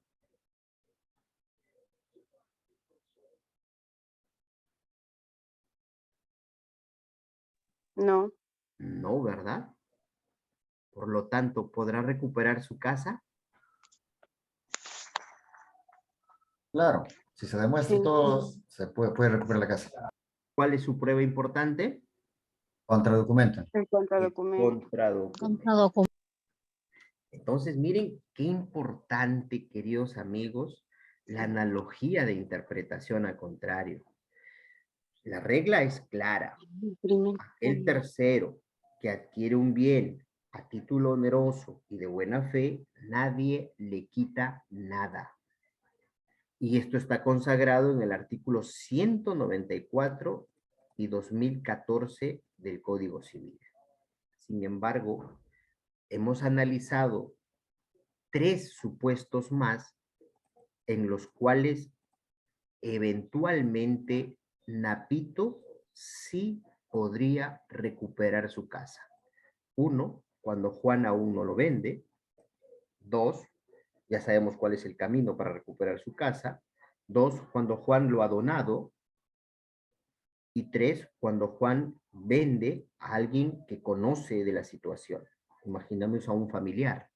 El familiar se presume, se entiende que conoce la realidad. Entonces, en esos supuestos sí podríamos nosotros recuperar la casa. Reitero, lo importante es demostrar, y se va a demostrar que se ha hecho una simulación con el contradocumento. Si no tenemos contradocumento, entonces lo único que nos queda es llorar, llorar y llorar.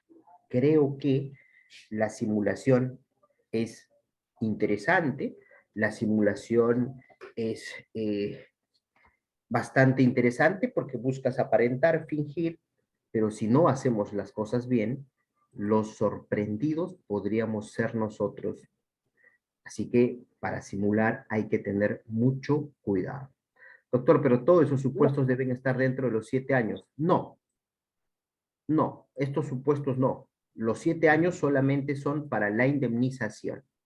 Los otros supuestos deben estar dentro del plazo de 10 años. 10 años. Así es, doctor, muy bien.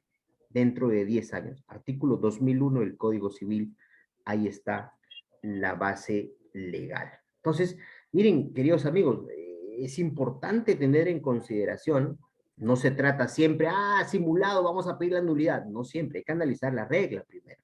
¿Correcto? Hay que analizar la regla primero para no tener resultados negativos en un eventual proceso judicial.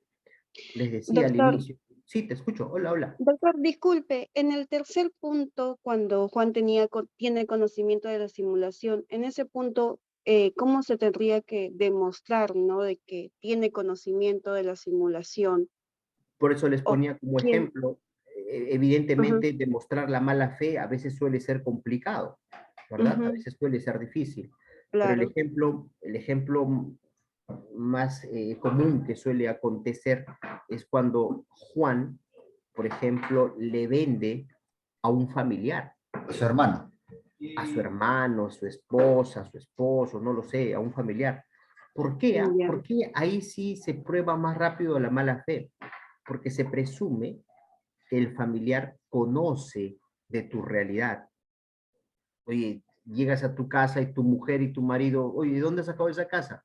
Se entiende que sabe la realidad, ¿correcto? Entonces, por eso es. Pero si imaginemos fuera otra persona, sería más complicado, ¿verdad? Sería más complicado. Más aún, si nosotros sabemos que es la buena fe la que se presume. ¿Queda claro, doctores? Doctor, Hola. mira, por ejemplo, Napito y Juan están en un proceso judicial por simulación absoluta que hemos hablado.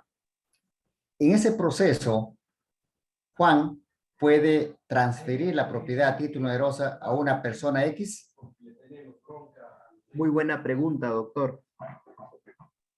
La respuesta es sí podría Juan transferir a cualquier otra persona porque todavía no se ha resuelto ese proceso de nulidad.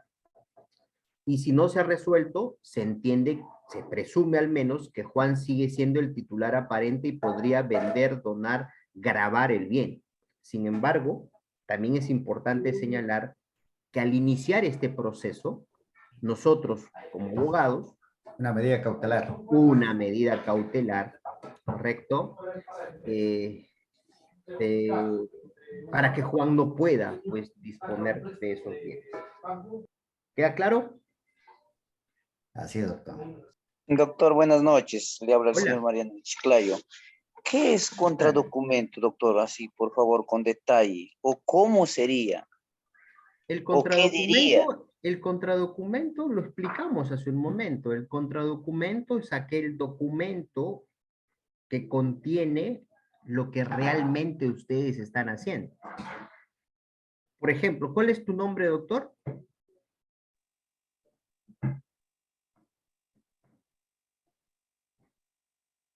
A ver, imaginemos, voy a simular un acto jurídico con Pedro. Ya sabemos que, moraleja, tengo que hacer el documento y el contradocumento. Acuérdense, el documento es lo que todo el mundo cree, público, lo que todo el mundo cree. Contradocumento, solo lo que las partes saben, privado. Documento, le estoy vendiendo mi casa a Juan. Todo el mundo piensa que la casa es de Juan. Contradocumento, lo que hemos hecho en el documento no es nada cierto porque la casa sigue siendo mía. Firman los dos. Ese es el contradocumento, doctor. Y ahí está Muchas en la gracias, pizarra. doctor. Ese es el contradocumento. Y acá está en la pizarra. Es el documento, acá está, es un documento que contiene el acto jurídico real y verdadero y que eso solo lo conocen las partes. Tan sencillo como eso. Profesor, ¿el contradocumento se puede certificar notarialmente? Sí, claro, se puede certificar porque es totalmente lícito, siempre y cuando la simulación sea lícita, claro está. ¿Queda Bien, claro? doctor. Muchas gracias, doctor. Claro, Bien. muy claro. Muy bien. Bien, queridos amigos, creo que con esto hemos cumplido con el objetivo de la sesión programada para el día de hoy. Mil disculpas por la demora, pero creo que lo hemos compensado. Es aplicable para posesión, para todos los casos, Cristian, que sean siempre contratos, ¿correcto? Que sean contratos. Muy bien, muy amables a la institución CEPRE Perú por la cordial invitación. Dios mediante estaremos disertando de otros temas en su momento. Gracias a todos. Cualquier eventualidad quedo pues atento para interrogantes que pudiera existir. Un abrazo, gracias. Gracias, Cristian, gracias. Buenas noches, doctor. Israel. Hasta luego. Gracias, Mariano, un Gracias, abrazo. Buenas doctor. noches, Buenas doctor. noches. Felicitaciones por la ponencia. Muy buenas noches, doctor. Gracias. Gracias, doctor Muy Julio amable, César gracias. Escobar. Muchas gracias, la CEPRE Perú Gracias, agradecida doctor. por la brillante ponencia y nos estamos viendo en las siguientes clases. Muchas gracias, muy buenas noches con todos. Por favor, su Gracias, número muy amable. celular del doctor. Gracias, Gilmer, un abrazo.